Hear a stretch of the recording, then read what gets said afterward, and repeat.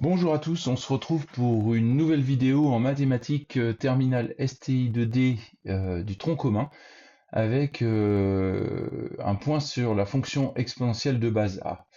Alors, le chapitre précédent, on a travaillé sur les suites et notamment les suites géométriques. Et on a vu que l'expression explicite d'une suite géométrique, c'était UN est égal à U0 fois Q puissance n ou U1 fois Q puissance n-1, où n est un entier naturel. Alors très rapidement, on peut se rendre compte que quand on modélise un problème, par exemple, ça pouvait être n le nombre de mois. Et puis quand on positionne ça sur un graphique, on peut se dire, au départ à 0, je suis à telle valeur, au bout de un mois, je suis à telle valeur, et puis au bout de 2 mois, voilà, 3 mois, puis on voit bien quand même que ça montre assez rapidement, au bout de 4 mois, je suis là. Et puis on se rend compte que si je voulais savoir pour 2 mois et demi, là d'un coup ma fonction elle ne convient pas. Et pour ça on a besoin de connaître cette formule-là, on aimerait bien l'exprimer mais avec des puissances qui ne sont pas des nombres entiers. Chose qu'on n'a encore jamais vue. Et c'est donc l'objectif de ce chapitre. Alors on peut s'imaginer une courbe, là on va passer du modèle discret au modèle continu, on peut s'imaginer une courbe qui nous ferait un truc comme ça, quoi. Voilà, et ben c'est l'objectif de la fonction exponentielle de base. Alors on va partir sur des définitions très rapides et des propriétés que vous connaissez déjà depuis le collège, puisque les propriétés du collège sur les puissances s'appliquent sur les fonctions exponentielles de base A.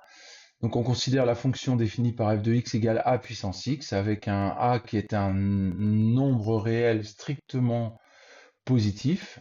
Alors, je rentre pas dans les détails théoriques. Si on était sur du bac général, on donnera une définition rigoureuse de ça, de cette notion, en passant par l'exponentiel, le logarithme népérien. Ici, c'est pas l'objectif en STI 2D, c'est de voir les similarités et de voir que cette fonction-là, ma foi, elle se comporte un petit peu comme les puissances classiques qu'on connaît depuis le début. Alors, qu'est-ce qu'on voit comme propriété? De la même façon, quand j'ai a puissance moins x, je vais pouvoir dire que c'est 1 sur a puissance x. Donc vous voyez, vous vous rappelez, 10 puissance moins 2, c'est 1 sur 10 puissance 2, hein, donc a puissance x. Quand j'ai a puissance 0, ça restera 1, et a puissance 1, ça restera a. Et a puissance x puissance y, une puissance d'une puissance, on multiplie les puissances, a puissance xy. Si on était en général, on pourrait faire ces démonstrations. De la même façon, a puissance x multiplié par a puissance y, c'est a puissance x plus y. Voilà, a puissance x sur a puissance y. Alors moi, on peut apprendre la formule directement. Moi, j'aime bien faire comme ça, a puissance x, puisqu'on a vu que 1 sur a puissance y, c'était a puissance moins y, donc ça fait fois a puissance moins y, et donc ça fait, par la formule précédente, a puissance x moins y. Voilà. Alors la particularité là, ici, a puissance 1 demi, en réalité, ça correspond à racine de a. Alors comme on peut le voir, en fait, si je fais dire cette égalité là, ça équivaut à dire a puissance 1 demi et racine de a. Si je mets ça à la puissance 1 demi de chaque côté, non, ça n'a pas marché, donc on va le laisser comme ça par définition. Euh, euh, Racine de a correspond à a puissance 1,5. Propriété très importante, a puissance x, c'est un nombre qui est toujours strictement positif. Ce ne sera jamais égal à 0 et ce sera jamais négatif. Voilà, alors je vous propose un petit exemple ici de calcul. Vous pouvez faire pause et puis essayer, hein. Donc on voit qu'il y a des A, c'est toujours 1,2, donc on va pouvoir se débrouiller. Moi je commencerai bien par les parenthèses là, puissance d'une puissance. Donc je laisse le 1,2 puissance 3. Ici, 1,2 puissance 2 fois 3, donc ça fait fois 1,2 puissance 6 sur 1,2 puissance 5,5. Voilà. Donc là, ça nous fait en haut, on peut additionner les puissances, donc ça fait 1,2. D'ailleurs, je vais virer la fraction, on va faire deux choses en même temps. 1,2 puissance 9 fois 1,2. Hop là, mon crayon qui déraille. 1,2 puissance moins 5,5. Puissance moins 5,5. Donc ça nous fait 1,2 puissance 3,5. 1,2 puissance 3,5. Voilà. Alors, on pourrait s'arrêter là, pourquoi pas. Puis comme on a vu l'histoire du racine de a qui est égale à a puissance 1,5, et ben éventuellement, on peut aussi se dire que ça fait 1,2 puissance 3 fois 1,2 puissance 1,5. Voilà. Et on peut dire que ça, 1,2 puissance 1,5, ça fait racine de 1,2. Donc on obtient 1,2 puissance 3, hop là, 1,2 puissance 3 fois 1,2 racine de 1,2. Voilà un exemple de calcul dans lequel vous évaporez toutes les formules. Je continue. Alors maintenant, on va étudier cette fonction-là. Donc la courbe représentative, vous l'avez ici, dans le cas où a est... pardon, là c'est dans le cas où a est plus grand que 1. Bon, d'ailleurs, on se rend bien compte, quand a est plus grand que 1, c'est une fonction croissante. Et quand a est compris entre 0 et 1, c'est une fonction décroissante. Mais quand même, on le sent bien avec les suites. Hein. Quand on avait 2 puissance n, je sais pas moi, 3 fois 2 puissance n pour une suite géométrique, comme c'est 2, fois 2, fois 2, fois 2, on augmente. Mais si ça avait été 1,5, ça aurait fait fois 1,5, fois 1,5, fois 1,5. Quand on est entre 0 et 1, eh ben, la quantité elle va être divisée par 2 à chaque fois, quand la raison c'est 1,5. Donc ça va être décroissant. Donc on retrouve cette propriété ici, quand a est plus grand que 1, f est croissante, on obtient une courbe qui est représentée comme ça, et si a est entre 0 et 1 strictement, f est strictement décroissante, on obtient une courbe comme ça. Vous remarquez que dans les deux cas, eh bien, on a f de x qui est toujours positif, et dans ce cas-là aussi, elle est décroissante, mais f de x reste au-dessus de l'axe des abscisses, toujours positif. Alors exemple, voilà, 0,8, comment on va rédiger ça on va pouvoir dire, je sais que 0,8 est compris entre 0 et 1, donc f décroissante, j'abrège pour limiter la durée de la vidéo, sur R. Voilà. Alors là, il y a une astuce, et celle-là, il faut vraiment la garder au chaud, parce que quand c'est moins x comme ça, on n'a pas vu de propriété. Et donc, l'astuce ici, c'est de se dire que dans ce cas, si on a 3 puissance moins x, eh bien, on peut le détailler. Je vais le détailler ici une fois, mais on répondra directement par la suite. On peut dire que ça fait 1 sur 3 puissance x. Et donc, ça fait 1 puissance x sur 3 puissance x sur 3 puissance x. Globalement, on sautera ces étapes-là en disant que ça fait 1 tiers puissance x. Et de la même façon, 1 tiers est compris entre 0 et 1. Donc, f est décroissante sur R. Voilà, dans ce cas-là, c'est assez simple. On va maintenant étudier la deuxième situation, ce qu'on appelle de manière générale une fonction exponentielle de base a, et on l'appellera, cette fonction, on la nommera par définition f de x égale k fois a puissance x. Alors, pour ce faire, je vais vous sortir un petit GeoGebra, j'espère que ça va marcher. Ouais, ça a l'air d'aller, je prends des pincettes, voilà. Donc je vais sur GeoGebra, je vous ai préparé une courbe là, et puis on va faire évoluer A. Donc on a là par exemple A égale 3, K égale 3,1 et A vaut 2,5. Et vous voyez que si j'augmente le A, qu'est-ce qui se passe? On a la même tête de courbe, mais ça va monter plus vite. Alors maintenant, qu'est-ce qui se passe pour le K là? Si j'augmente le K, eh bien, on voit que la valeur pour 0, si k égale 2, vous voyez, vous passez à 2 ici. Si k égale 3, alors c'est normal, puisque si vous faites f pour 0, a puissance 0, ça donne 1, il ne reste plus que k. On pourrait presque l'appeler, comme aurait dit Lucie, l'ordonnée à l'origine, finalement. À l'origine, la fonction vaut ici 3,4. Voilà, alors maintenant, qu'est-ce qui se passe si mon a passe entre 0 et 1? Eh ben, vous voyez, vous avez une courbe qui va... Alors, pour 1, j'en ai pas parlé, hein. Pour 1, bah, ça nous fait A égale 1 puissance n'importe quoi, ça fait 1, donc ça fait une fonction constante. Mais si je suis entre 0 et 1, vous voyez, on a une fonction qui va être décroissante, plus ou moins décroissante. Voilà, et de la même façon, si je vais bouger mon K, un K positif, on va changer l'ordonnée à l'origine. Voilà. Alors maintenant, attention, petite supercherie, je repasse en A plus grand que 1, et on va regarder dans le cas où K se rapproche de 0, il se rapproche de 0, il se rapproche de 0. Si K vaut 0, bah forcément, on est à 0 tout le temps. Et si K est négatif, vous voyez, la variation, elle a changé. La fonction devient négative, et la fonction devient décroissante. Alors que là, la fonction était croissante et positive.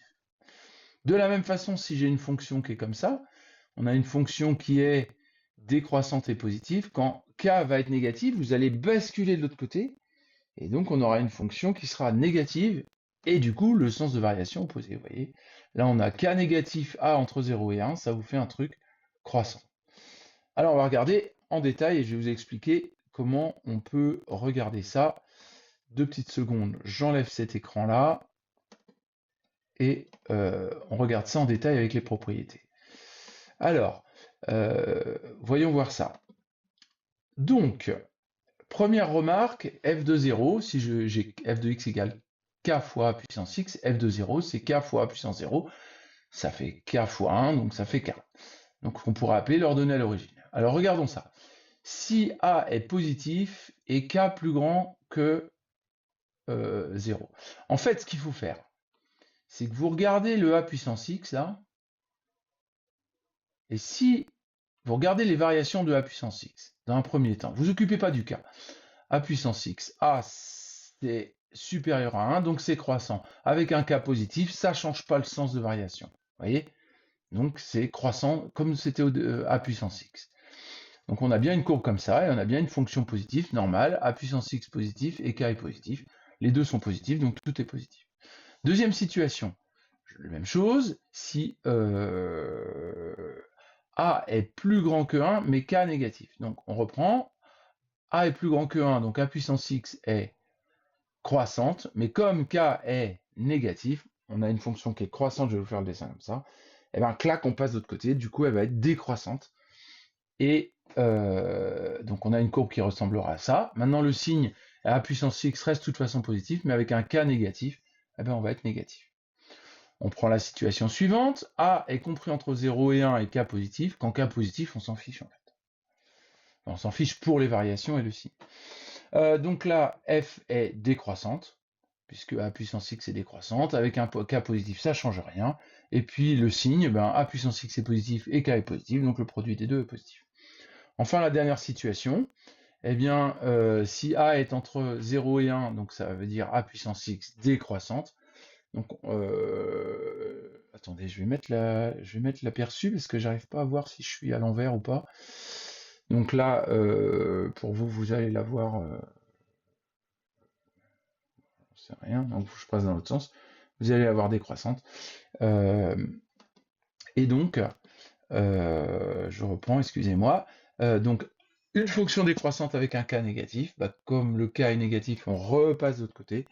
Et donc, si on repasse de l'autre côté, on a une fonction qui est croissante, et puisque a puissance x est positif et que k est négatif, on a une fonction f, on a l'expression f de x qui est négative. Voilà, ça c'est vraiment important, je vous mettrai en lien en description de la vidéo le GeoGebra pour que vous entraîniez et que vous soyez sûr de votre coup. C'est un grand classique. Alors, question de base, alors allons-y. Hein. Alors, en général, moi, quand c'est comme ça, je réfléchis en disant, on peut rédiger assez rapidement hein, pour le premier, 0,8 compris entre 0 et 1. Donc, dans ma tête, c'est décroissant. Et 5 est positif, donc ça ne change pas. Donc, f est décroissante. Oui, j'ai dit ça, décroissante. Ok, on fait le deuxième. Je vous laisse faire pause, hein, c'est le moment là. 5 est plus grand que 1. Le A est plus grand que 1. et moins 3 négatifs. Vous voyez, il faut trouver un moyen de donner le minimum d'arguments pour que ce soit clair sur... donc 5 plus grand que 1, donc c'est croissant, avec un cas négatif, ça fait décroissante. Donc f est décroissante. Hop là, je vais gagner du temps. Sur R. On devrait écrire sur R d'ailleurs, je vais le faire dès maintenant. Sur l'ensemble R. Sur... Oh là, décidément. Sur R. Voilà, et là pareil sur l'ensemble des réels. Voilà, troisième cas on essaye, 3 puissance x, 3 est plus grand que 1, et 2 est positif. Donc, f est croissante sur R.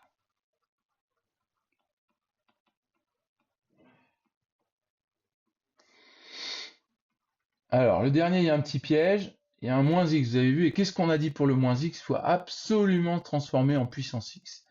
Donc si on le transforme en puissance x, je vous ai donné l'astuce tout à l'heure, ça fait, je vais mettre ça en vert pour dire qu'on est dans l'expression, on peut dire que c'est égal à moins 2 fois, au lieu de 5 puissance moins x, on peut dire que c'est 1 cinquième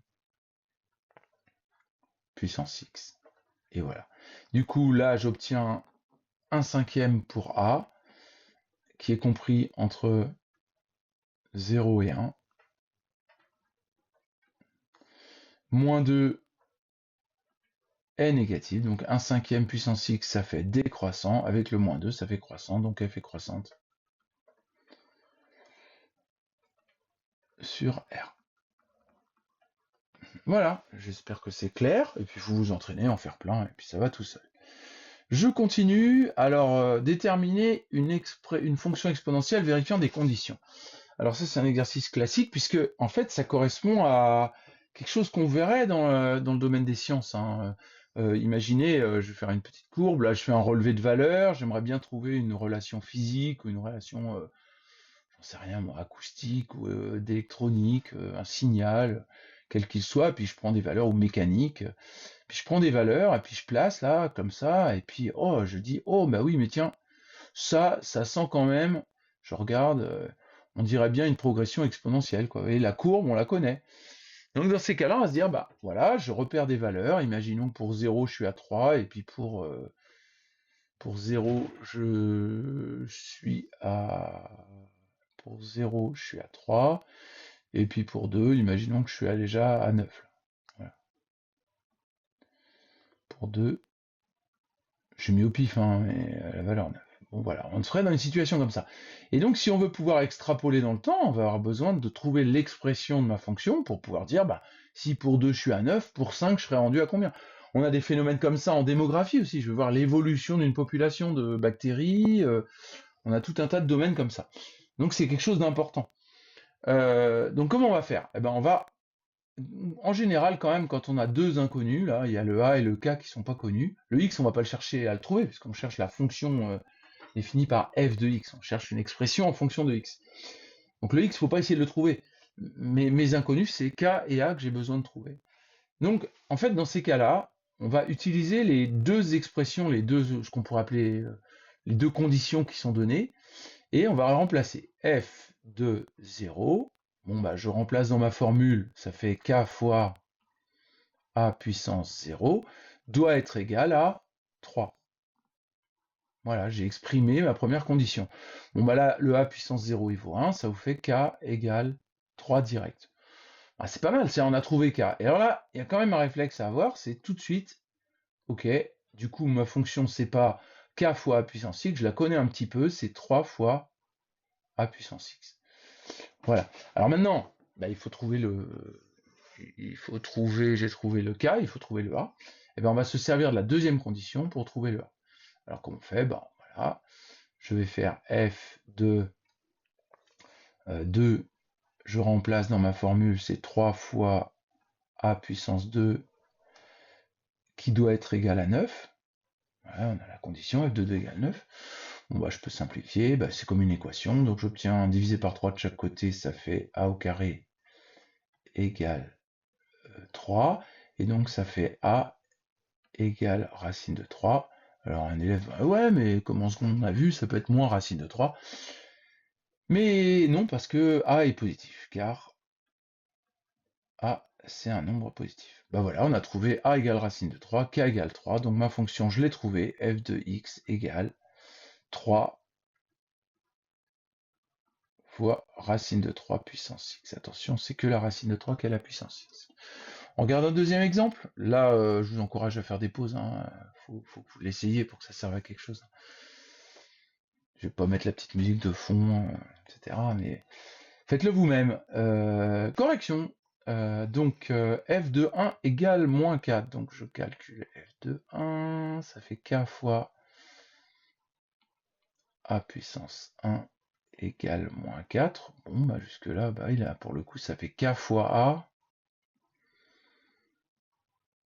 égale moins 4. Bon, puisque a puissance 1 vaut 1. Moi, j'aurais bien tendance à dire, on va regarder k. Alors, ce qu'on peut faire, c'est par substitution, k égale moins 4 sur a. Voilà. Et puis, on va remplacer, du coup, comme je vous l'ai dit, l'information f de x égale à moins 4 sur a fois a puissance x, multiplié par a puissance x, excusez-moi. Puis je vais pouvoir utiliser ma deuxième condition, qui est f de 3 égale moins 1. Bon, bah c'est parti. F de 3, je remplace f de 3 dans la formule, ça nous fait moins 4 sur a fois a puissance 3, et ça, je veux que ce soit égal à moins 20. Bon, bah, il n'y a plus qu'à résoudre. Donc ça nous fait du... Bah tiens, je peux simplifier, j'ai a puissance 3 sur a, ça fait a au carré, ça fait moins 4 a au carré égale moins 20. Donc là, si je divise par moins 4 de chaque côté, à gauche, j'aurais plus que a carré, et à droite, j'aurais moins 20 sur moins 4, c'est-à-dire 5. Donc on obtient a égale racine de 5 uniquement comme possibilité, parce que moins racine de 5, ça ne marcherait pas, car a doit être positif. On obtient la fonction f est égale à donc le k, ah bah j'ai pas calculé le k, bah du coup le k, maintenant je connais le a, le k c'était moins 4 sur a, or k égale moins 4 sur a, qui correspond à moins 4 sur racine de 5. Voilà, finalement ça fait moins 4 sur racine de 5, correspond au k, donc le a on a dit que c'était racine de 5 puissance x. Puissance x. Et voilà, on a terminé. Donc ça, c'est quelque chose qui est important à repérer. Si on résume, j'ai essayé d'aller vite, propriété algébrique, à savoir, ne pas oublier le fait que a de x est strictement positif tout le temps, connaître la tête les propriétés algébriques, exemple, connaître la tête de la courbe, c'est important, vous avez le GeoGebra pour vous entraîner, trouver les variations des fonctions, les différentes situations, et puis finalement trouver une expression exponentielle. Voilà, j'espère que cette petite vidéo vous aura servi, tout du moins au moins peut-être vous servir au moment des révisions de bac. Et je vous retrouve très rapidement pour une prochaine vidéo autour des taux moyens d'évolution. Je vous dis à très bientôt, au revoir.